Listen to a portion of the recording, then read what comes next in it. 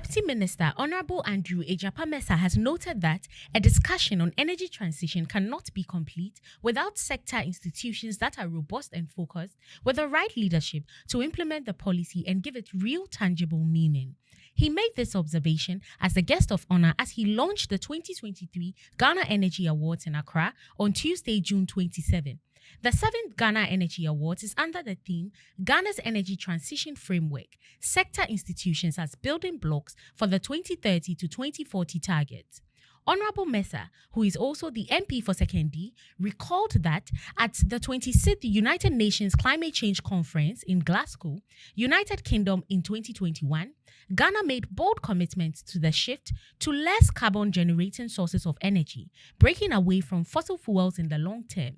He noted further that these commitments were reiterated by His Excellency Nana Addo Dankwa Akufo-Addo at COP27 in Sharm el-Sheikh, Egypt, last year, where he outdoored Ghana's energy transition framework. He noted further that in the upstream sector of the petroleum industry, in the generation, transmission and distribution sectors of the power value chain, and in the overarching regulatory framework, the energy sector agencies and institutions are critical to energy transition.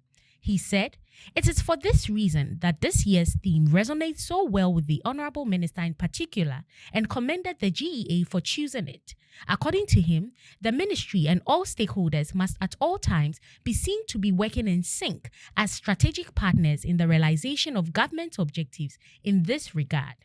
The Ghana Energy Award aims to recognize the efforts, innovation, and achievements of individuals, companies, and institutions within Ghana's energy sector. It also celebrates the tremendous work of competing players under various award categories. The Ghana National Petroleum Tanker Drivers Union and the Liquefied Petroleum Gas Tanker Drivers have called off their strike after a 2-hour meeting with Minister of Roads and Highways, Kwesi Amoako-Atta. The union is set to continue work on Friday as efforts to smooth the road begin.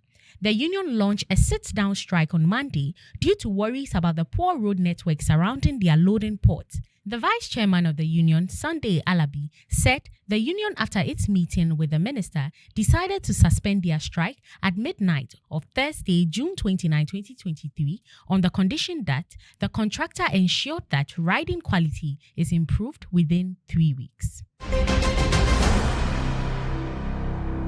The Ugandan government has signed an agreement to start exporting electricity to South Sudan. The power sales agreement was signed on Tuesday by the Ministry of Energy Permanent Secretary Irene Batibe on Uganda's behalf, whereas Bekawan Deng, the general manager of South Sudan Electricity Corporation, signed on behalf of his country. The deal will see Uganda supply 400 kilovolts of power to the towns of Kaya, Oraba, Elegu, and Nimule in South Sudan to boost socio-economic activities in the border areas. The development follows a December 2015 Memorandum of Understanding to develop transmission and distribution infrastructure to connect the two countries. The 27 June discussions and agreement will see the prioritization of the development of the 400 kilovolt Owio Juba Power transmission line of 308 kilometers. Of these, 138 kilometers will be on the Ugandan side and 170 kilometers in South Sudan to facilitate power exchange between the two countries. The 400 kilovolt power substations of Owio and Bibia near Uganda's Elegu border post plus the Juba substation will also be expanded. The Biden administration announced on Wednesday that a lease auction encompassing 23,675 acres of Nevada desert this week garnered $105 million from solar power producers, making it the highest yielding federal onshore renewable energy auction to date. According to the Bureau of Land Management, NV Energy Incorporated won the Tuesday auction with more than $80 million in high bids for 2 properties in the Amagosa Valley Solar Energy Zone. The other 2 properties were purchased by Next Era Energy Resources subsidiary, Boulevard Associates, and Leeward Renewable Energy subsidiary, Silver Star Solar, with winning bids of $21 million and $2.3 million, BLM stated. In a press release about the auction, Interior Secretary Deb Haaland said the Interior Department expects the leases to eventually yield 3 gigawatts of power to the grid.